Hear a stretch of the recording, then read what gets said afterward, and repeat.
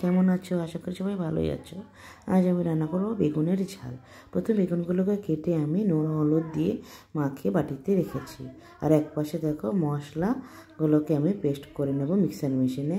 এরপর আমি কড়াইতে তেল দিলাম, এর মধ্যে দিয়ে দিলাম জিরে ফোড়ন। তারপর বেগুনগুলোকে দিয়ে আমি ভেজে নেব। এবার কিছুক্ষণ ভাজার পর বেগুনগুলোকে আমি উঠিয়ে নেব আর মিক্সার মেশিনে দেখো আমি পেস্ট করে নেব।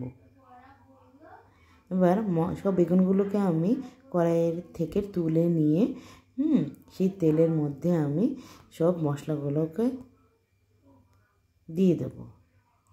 এবার কিছুক্ষণ নাড়াচাড়া করার পর আমি এর মধ্যে নুন হলুদ লঙ্কার গুঁড়ো এবং গরম মশলা দিয়ে মশলাটাকে কষিয়ে নেব।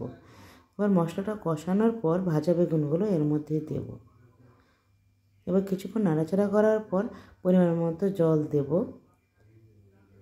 এবার জল দেওয়ার পর কিছুক্ষণ যখন ফুটে উঠবে তারপরে আমার এই সবজিটা রান্না হয়ে যাবে। তাহলে তোমাদের এই রান্নাটা ভালো লাগলে সবাই লাইক করবে। আজকে রাখি, বাই বাই।